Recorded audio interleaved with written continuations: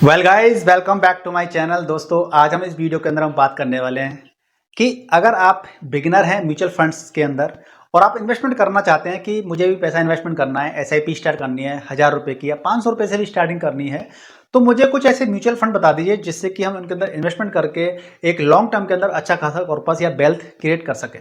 तो दोस्तों, ये वीडियो आपके काफ़ी इंफॉर्मेटिव है, काफ़ी आपके काम आने वाला है, आपकी नॉलेज को बढ़ाएगा। और ये वीडियो एजुकेशन तौर पर है। कोई भी म्यूचुअल फंड आपको पर्सनली रिकमेंड नहीं किया जा रहा है कि आपको इन्हीं के अंदर पैसा लगाना है। आप सेबी से रजिस्टर्ड जो फाइनेंशियल एडवाइजर होते हैं उनसे कंसल्ट एक बार जरूर कर लीजिएगा, तभी आप पैसा लगाएगा। लेकिन as a mutual fund distributor AMFI registered हूं मैं, तो उसके मुताबिक आपको मैं कुछ गाइडेंस तो दे ही सकता हूं। तो चलिए वीडियो शुरुआत करते हैं। और मैं जिन वीडियो के बारे में इस वीडियो के अंदर जो म्यूचुअल फंड बताऊंगा, बेसिकली मैंने उनको किन फैक्टर्स पे चूज किया है, सेलेक्ट किया है। वो फैक्टर्स कुछ ये फैक्टर है और इन फैक्टर को हमें समझना बहुत ज्यादा जरूरी होता है। यानी किसी भी म्यूचुअल फंड के अंदर पैसा लगाते हैं तो हमें इन बताए हुए फैक्टर के बारे में ज्यादा चीज देखनी चाहिए, समझनी चाहिए और उसी के बेसिस चूज करना चाहिए कि कौन सा म्यूचुअल फंड बेहतर है हमारे लिए। ठीक है ना। तो वीडियो काफी इंटरेस्टिंग और इन्फॉर्मेटिव होने वाला है। वीडियो को जल्दी से लाइक कर दीजिए, शेयर कर दीजिए। चैनल पर नए तो चैनल को सब्सक्राइब कर लीजिए। देखिए, सबसे पहले हम समझने का प्रयास करते हैं। सबसे पहला है लो रिस्क हाई स्टेबिलिटी, यानी कि हम ऐसे म्यूचुअल फंड सेलेक्ट करेंगे जिनके अंदर रिस्क कम हो और उसके अंदर जो स्टेबिलिटी होती है वो अच्छी हो। अब इसको स्टेबिलिटी सब समझने का प्रयास करते हैं। मान लीजिए कोई म्यूचुअल फंड है, ऐसे ऐसे उसकी रेट होती रहती है। कोई म्यूचुअल फंड है, आज उसकी एनएवी क्या होती है पता है ना आपको? Net asset value. नहीं है तो कमेंट कीजिएगा। यानी कि आपको अगर एनएवी के बारे में नहीं पता है तो आपको मेरा पहला वीडियो देखना पड़ेगा, पुराना वाला। उसके अंदर मैंने एनएवी बताई थी। ठीक है ना। चलिए, तो नेट असेट वैल्यू यानी कि आज मान लीजिए 10 रुपये है, आज फिर होगी 30 रुपये, मतलब कुछ दिन बाद 30 हो गई, फिर नीचे आ गई, फिर यानी कि उसके अंदर हालांकि इतना मूवमेंट नहीं आता है, लेकिन जो बड़े फंड होते हैं उसके अंदर आ भी जाता है। लेकिन कोई भी फंड मान लीजिए ऊपर नीचे बहुत ज्यादा हो रहा है, इसके अंदर ये उसके अंदर स्टेबिलिटी नहीं है। एक फंड ऐसा होता है कि अगर नीचे भी जा रहा है तो धीरे धीरे जा रहा है, ऊपर भी जा रहा है तो धीरे धीरे जा रहा है ना। तो इसके अंदर ये ज्यादा स्टेबल है। ये तो ज्यादा स्टेबल चीज ज्यादा अच्छी होती है। ठीक है ना। देखा होगा ना, कुछ लोग ज्यादा उछल कूद करते रहते हैं तो समझ सकते हो कि उछल ज्यादा करते हैं, और एक बंदा शांत और प्रॉपर तरीके से स्ट्रांग होता है ना तो सारा शांत रहता है, थोड़ा स्ट्रांग पर्सन। ठीक है। एग्जाम्पल गलत हो सकता है लेकिन आप एग्जाम्पल दे सकते हैं कमेंट करके अच्छा वाला।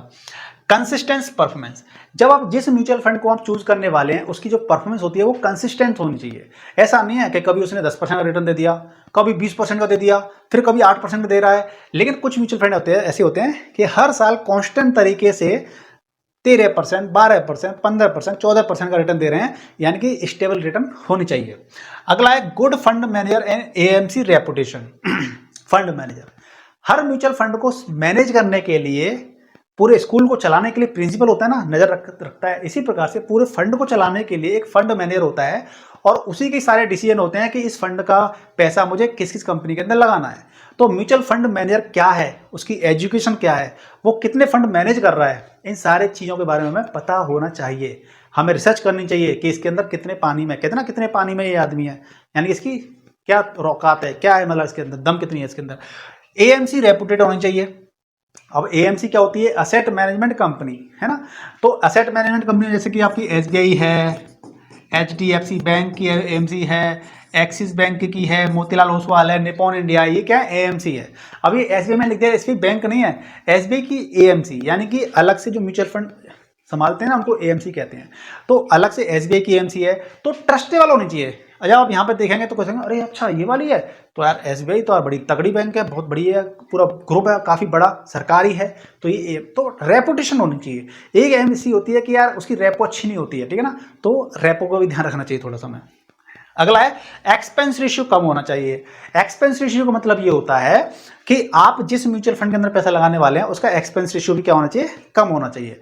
अब एक्सपेंस रेशियो क्या होता है? अलग अलग म्यूचुअल फंड होते हैं तो अलग अलग का अलग अलग फंड एक्सपेंस रेशियो होता है। अब उसका फंड मैनेजर है, जैसे कि मैंने बताया कि आपका फंड मैनेजर है, कोई भी आपके पैसे को संभाल रहा है और ये श्योर कर रहा है कि भैया इस बंदे को अच्छे रिटर्न मिले हैं, तो उस फंड मैनेजर की तनख्वाह होगी, सैलरी होगी, एम्प्लॉय होंगे, ऑफिस का किराया होगा, वो अपने घर से तो देंगे नहीं, तो वो एज ए एक्सपेंस रेशियो की फॉर्म में वो हमसे चार्ज करते हैं, जो कि कम हो तो बेहतर रहता है। सिंपल स्ट्रक्चर होना चाहिए, समझने में आसान हो। जिस भी आप म्यूचुअल फंड के अंदर पैसा लगाने वाले हैं उसके चाहे डॉक्यूमेंट हो, चाहे वो कितनी कंपनियों में पैसा लगा रहे हैं, तो उनका स्ट्रक्चर सिंपल होना चाहिए। ऐसा नहीं है कि कॉम्प्लेक्स है। भाई नॉर्मल जो इंडिया का अगर इन्वेस्टर की बात करें तो उसको ज़्यादा जानकारी तो ज़्यादा है नहीं है, तो जो डॉक्यूमेंट होता है, जो स्ट्रक्चर होता है म्यूचुअल फंड का, वो सिंपल होना चाहिए, जिससे देखते ही समझ में आ जाए, एक नॉर्मल इंसान को देखते समझ में आ जाए, अच्छा ये वाली बात है, इनके अंदर पैसा लगा हुआ है, ऐसे लगा हुआ है, इतना है, सारी चीज समझ में आ जाए। तो स्ट्रक्चर सिंपल होना चाहिए, ठीक है। अब देखिए, अब बात कर लेते हैं टॉप म्यूचुअल फंड्स जो कि हमने चुने हैं, और हमने कौन सा फंड क्यों चुना है इसके बारे में बात करेंगे। तो जैसा कि मैंने आपको पहले ही बोल दिया कि ये वीडियो आपके एजुकेशन पर्पज के लिए है, कोई रिकमेंडेशन नहीं है। आप अगर किसी म्यूचुअल फंड के अंदर इन्वेस्टमेंट करते हैं तो वहाँ रिस्क भी होता है, लेकिन लॉन्ग टर्म इन्वेस्टमेंट करते हैं तो वहाँ पर रिस्क को हम कम भी कर लेते हैं लॉन्ग टर्म के हिसाब से, है ना, ठीक है। और जो शॉर्ट टर्म में पैसा लगाते हैं, चाहे देखिए कितना भी फंड बढ़िया हो, कोई भी फंड कितना भी अच्छा हो, लेकिन आप शॉर्ट टर्म के लिए इन्वेस्टमेंट करेंगे तो आपको रिस्क ज़्यादा है, ठीक है। तो पहला है आपका यहां पर Mirae Asset large cap fund. Mirae Asset large cap fund. अब ये लार्ज कैप क्या होता है आप समझ में जान गए होंगे क्या होता है। जो लोग नहीं जानते कमेंट कीजिएगा, जिससे मैं ये समझ जाऊंगा कि मेरी जो व्यूअरशिप है, जो मेरे व्यूअर हैं उनमें से जो नहीं जानते वो कितने हैं, जिससे कि मैं उस कंटेंट को फिर दोबारा से बना दूंगा, जिससे कि वो आपकी हालांकि मैं इन वीडियो को ऑलरेडी पहले बना चुका हूं, लेकिन फिर मैं दोबारा से ही बना दूंगा, जिससे कि जो लोग नहीं जानते हैं वो भी थोड़ा जानकारी हासिल कर लेंगे। अब इस फंड को चूज करने वाला ये है कि एस्टेब्लिश्ड है, स्टेबल है, स्टेबल कंपनी है, और बिगनर के लिए कम वोलेटाइल है इसके अंदर, और 10 साल की कंसिस्टेंट परफॉर्मेंस दी है इसने, और इसके अंदर मिनिमम एसआईपी आप 500 रुपये कर सकते हैं, और लास्ट के 3 साल का रिटर्न कितना रहा है, 14 से 15% की CAGR रही है रिटर्न, यानी कि हर साल 14 से 15% का इसके अंदर रिटर्न हमें देखने को मिला है। अगला है दोस्तों Parag Parikh flexi cap fund. Flexi fund क्या होते हैं, जिसके अंदर स्मॉल कैप कंपनीज भी होती हैं, लार्ज कैप भी होती हैं, और मिड कैप भी होती हैं। सिचुएशन की कंडीशन के हिसाब से, मार्केट की कंडीशन के हिसाब से वो रेशियो कम ज्यादा होता रहता है, ठीक है ना। तो पराग पारिक फ्लेक्सी कैप फंड के अंदर आप देखेंगे इंडियन प्लस ग्लोबल स्टॉक का मिक्स है, इसके अंदर फ्लेक्सिबिलिटी है, डाइवर्सिफिकेशन है। डाइवर्सिफिकेशन मतलब बहुत सारी कंपनियों में पैसा इन्वेस्टेड है, हालांकि जितने म्यूचुअल फंड होते हैं सभी में डाइवर्सिफिकेशन हर किसी के अंदर ही होता है, क्योंकि सारा पैसा कहीं ना कहीं 10 कंपनियों में, 20 में, 30 में इन्वेस्टेड रहता है। लॉन्ग टर्म ग्रोथ पोटेंशियल है इसके अंदर, आइडियल फॉर थोड़ी लंबी अवधि के लिए सोच रखने वालों के लिए और बिगिनर के लिए है, और इसके अंदर आप 1000 रुपए के SIP से स्टार्टिंग कर सकते हैं। अगला है दोस्तों axis blue chip fund. Axis blue chip fund है, ये लार्ज कैप कंपनी होती है इसके अंदर, और टॉप क्वालिटी स्टॉक है इसके अंदर, लो रिस्क कैटेगरी है, पैसिव इन्वेस्टर्स के लिए बहुत ही अच्छा है, 500 रुपये स्टार्टिंग कर सकते हैं, लॉक इन पीरियड कुछ भी नहीं है। देखिए कोई भी फंड होता है ना, आप म्यूचुअल फंड में कभी भी आ रहे हैं इन्वेस्टमेंट करने के लिए, तो हमेशा इसके अंदर कम से कम 5 साल मान के चलिए, तभी आपको म्यूचुअल फंड में इन्वेस्टमेंट करना चाहिए। अगर आप 1 साल लेके आ रहे हैं, 6 महीना लेके आ रहे हैं, या 1 साल 2 साल के लिए आ रहे हैं, तो इसके अंदर आप कर सकते हैं करने को, लेकिन रिस्क बढ़ जाता है आपका, ठीक है ना, रिस्क बढ़ जाता है। हालांकि अगर आपको 3 महीने के लिए भी इन्वेस्टमेंट करना है, 1 महीने के लिए इन्वेस्ट करना है, तो वो दूसरे तरीके के म्यूचुअल फंड होते हैं। कौन से, डेट म्यूचुअल फंड होते हैं। हालांकि मैं डेट म्यूचुअल फंड पे एक अलग से वीडियो बनाऊंगा, उसके अंदर आपको समझाऊंगा कि 3 साल के लिए करना है, 3 महीने के लिए करना है, 1 साल के लिए करना है, तो डिफरेंट काइंड के डेट म्यूचुअल फंड्स होते हैं वहां पर, ठीक है।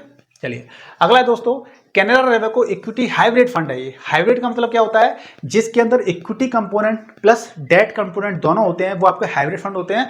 तो ये कौन सा, कैनरा रेवेको इक्विटी हाइब्रिड फंड है। इसके अंदर इक्विटी प्लस डेट दोनों का कॉम्बिनेशन है, कम रिस्क होता है इसके अंदर, स्टडी रिटर्न, क्योंकि इसके अंदर डेट म्यूचुअल फंड भी आ गया ना, तो रिस्क थोड़ा सा कम हो जाता है, और शुरुआत में सेफ रहने के लिए बेस्ट रहता है। 1000 रुपये की SIP कर सकते हैं, और 3 साल के लिए आप टेन्योर के लिए कर सकते हैं। 3 साल का टेन्योर आपके लिए, आप चाहते हैं 3 साल तक के मुझे पैसा रखना है, तो 3 साल के लिए ठीक रहेगा, आपके लिए कर सकते हो, लेकिन रिकमेंडेशन नहीं है कोई, आपको एजुकेट कर रहा हूं मैं, आप थोड़ा सा रिसर्च कीजिएगा। Quant ELSS tax saver fund. अभी ELSS फंड क्या होते हैं, मैंने इस पर वीडियो ऑलरेडी बनाया था, पिछला वीडियो आप देख सकते हैं। इक्विटी लिंक्ड सेविंग स्कीम, यानी कि वेल्थ भी बनेगी प्लस टैक्स की सेविंग भी होगी, तो उस टाइप का म्यूचुअल फंड है quant ELSS tax saver fund है। आप टैक्स ही बचाएगा और अच्छा रिटर्न भी देगा। 3 साल का लॉक इन पीरियड होता है इसके अंदर, यानी कि ELSS म्यूचुअल फंड जो भी होते हैं, आप ध्यान रखिएगा 3 साल का लॉक इन पीरियड होता है, 3 साल से पहले आप पैसा नहीं निकाल सकते हो। बेस्ट फॉर सैलरीड पर्सन, यानी कि जो नौकरी पेशा लोग होते हैं ना, उनके लिए ELSS म्यूचुअल फंड काफी अच्छे रहते हैं, क्योंकि वहाँ पर टैक्सिंग भी हो जाती है और आपका वेल्थ भी क्रिएट हो जाती है। इसके अंदर आपको 1.5 लाख रुपए तक की 80C के अकॉर्डिंग, इनकम टैक्स की धारा जो 80C होती है ना, उसके अकॉर्डिंग आपको 1.5 लाख रुपए तक की आपको मिल जाती है, डिस्काउंट मिल जाता है, टैक्स में छूट मिल जाती है, और 500 रुपए के SIP फंड के अंदर आप स्टार्टिंग कर सकते हैं। तो दोस्तों इस प्रकार से 5 फंड मैंने आपको बताए। अब बोनस टिप की बात कर लेते हैं। जैसे ही मैं हर वीडियो में आपको बोनस टिप देता हूं, तो बोनस टिप की बात कर लेते हैं। कुछ जरूरी बातों जो कि हर नए निवेशक को जाननी चाहिए, लॉन्ग टर्म की सोच रखनी चाहिए। कभी पैसा लगा रहे हैं म्यूचुअल फंड में, लॉन्ग टर्म के लिए SIP से स्टार्ट करना बढ़िया रहता है, डिसिप्लिन बना रहता है। हर महीने ट्रैक नहीं करना चाहिए। बहुत से लोग क्या करते हैं, म्यूचुअल फंड में एसआईपी कर दिया, लमसम कर दिया, और हर दिन आए दिन वो चेक करते रहते हैं, फिर कहते हैं कमेंट करके कि हमारा पैसा बढ़ नहीं रहा है या हमें लॉस हो गया है। ठीक है, ये चीजें हर महीने देखने वाली या डेली देखने वाली नहीं होती है। आप चाहे तो हर 3 महीने 6 महीने में चेक कर सकते हैं चीजों को कि हाँ क्या हो रहा है, लेकिन डेली आपको नहीं देखना चाहिए, जिससे क्या होगा, आप फालतू में टेंशन लेंगे कि पैसा बढ़ नहीं रहा है। म्यूचुअल फंड पैसा लॉन्ग टर्म में बढ़ता है। ठीक है, पोर्टफोलियो को ज्यादा फंड से ओवरलोड ना करें। यानी कि आप, बहुत से लोग क्या करते हैं कि 500-500 रुपए के 10 म्यूचुअल फंड ले लेते हैं, 500-500 रुपए 15 म्यूचुअल फंड ले लेते हैं। नहीं, आपका पोर्टफोलियो ज्यादा बड़ा नहीं होना चाहिए। अगर आप मान लीजिए 1000-2000 रुपये इन्वेस्टमेंट कर रहे हैं तो 1 या 2 म्यूचुअल फंड होने चाहिए आपके पास। 5000 रुपये 10,000 रुपये कर रहे हैं तब भी आपका 3 म्यूचुअल फंड होने चाहिए। ठीक है ना, तो इस प्रकार से करिए, ज्यादा म्यूचुअल फंड नहीं रखने चाहिए। मैं डायरेक्ट प्लान लेना चाहिए, एक्सपेंस रेशियो कम रहता है। जब भी आप इन्वेस्टमेंट करते हैं और आपको जानकारी है तो आपको डायरेक्ट प्लान लेना चाहिए। लेकिन यदि आपको जानकारी नहीं है, आप चाहते हैं कि आपके पैसे को कोई मैनेज करे, आपको सलाह दे, जानकारी दे समय समय पर, तो आप म्यूचुअल फंड डिस्ट्रीब्यूटर की सहायता ले सकते हैं। जैसा कि मैं म्यूचुअल फंड डिस्ट्रीब्यूटर हूं, आप मेरी सहायता ले सकते हैं। ठीक है ना, तो दोस्तों मुझे लगता है, उम्मीद है कि आपको वीडियो से काफ़ी कुछ देखने को मिलेगा और काफ़ी कुछ सीखने को मिला होगा। आप इस वीडियो को जल्दी से वीडियो को अपने मित्रों के साथ में, साथियों के साथ में शेयर कर सकते हैं, रिलेटिव के साथ शेयर कर सकते हैं, जिससे कि वो भी टैक्स बचाने के साथ साथ में म्यूचुअल फंड से अच्छी वेल्थ क्रिएट कर सकें। और मुझे उम्मीद है कि आपको इस वीडियो ने काफ़ी वैल्यू दी होगी। वैल्यू दी है तो वीडियो को लाइक कर दीजिए, शेयर कर दीजिए, और चैनल पर नए तो चैनल को सब्सक्राइब कर लीजिए। मिलते हैं नेक्स्ट वीडियो में, तब तक स्वस्थ रहिए, मस्त रहिए। जय हिंद।